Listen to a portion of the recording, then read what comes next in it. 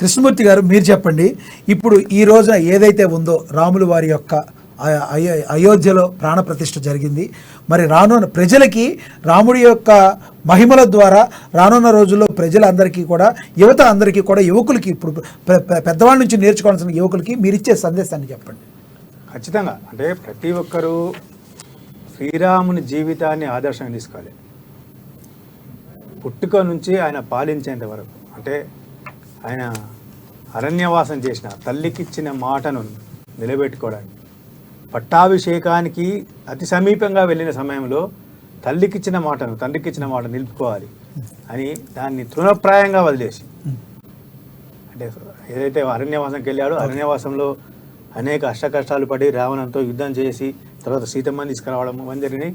ఆ తర్వాత కూడా సీతమ్మ మీద నింద ఎవడో అనామకుడు వేసినప్పటికీ దాన్ని కూడా అంటే నేను ప్రజల మాటకు విలువిస్తా అని ఏ రకంగా అయితే ఆయన ఆదర్శంగా పాటించాడో, మనం కూడా మన పిల్లలకు కూడా అదే రకమైనటువంటి ఆ భావంతో తీసుకెళ్ళాలి. ఓర్పు, సహనము, సచ్చీలత, ఇవన్నీ కూడా పవిత్రత, ఇవన్నీ కూడా మనం అలవర్చుకోవాల్సిన అవసరం ఉంది.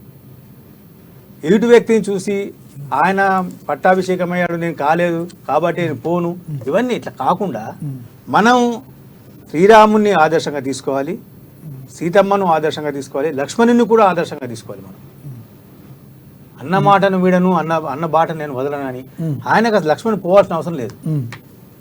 శ్రీరామచంద్రుడు వద్దు నాయన అని చెప్పి అయినా కానీ వినకుండా పోయాడని, నాకు అన్ననే ముఖ్యమని. అంటే ఆ రకంగా ఆ శ్రీరాముని జీవితాన్ని మనం ఆదర్శంగా తీసుకుంటూ రాబోయే తరాలకు ఆదర్శంగా తీసుకొని నడిపిస్తే ఖచ్చితంగా ఎటువంటి ఉపప్రదలు ఉండవు, ఇట్లాంటి అశాంతులు, అలజడులు ఇవి కూడా ఏ రకంగా ఉండవు. తప్పు చేసిన వాళ్ళను ఏ రకంగా శిక్షించాలి, ఏదైతే తప్పు చేసిన వాళ్ళకు ఏ రకంగా శిక్షించడంతో పాటు వాళ్ళ సద్బుద్ధిని ఏ రకంగా కలిగించాలి, అది కూడా శ్రీరాముని జీవితంలో ఉంది, ఆయన చరిత్రలో మనం గ్రహిస్తే. కాబట్టి ఇవన్నీ కూడా మనం ఆదర్శంగా తీసుకొని నడుచుకుంటే సమాజం కూడా ఉన్నత స్థాయికి ఎదిగి ఇప్పుడు దేశం ప్రపంచస్థలో ఒక గుర్తింపుకు ఎలా వెళ్తుందో రాబోయే కాలంలో భారతదేశ సంస్కృతిని వాళ్ళు అలవరుచుకున్నారు. ఇప్పటికే స్టార్ట్ అయింది, పాశ్చాత్య దేశాల్లో చాలా స్టార్ట్ అయింది. మన పిల్లలు మనం ఏం చేస్తాం, ఇంగ్లీష్ తీసుకెళ్ళి జానీ జానీ ఎస్ పప్పాలు చెప్పుకోవచ్చు. వాళ్ళేమో రామాయణాలు, భాగవతాలు, మన సంప్రదాయాలను పాటిస్తారు.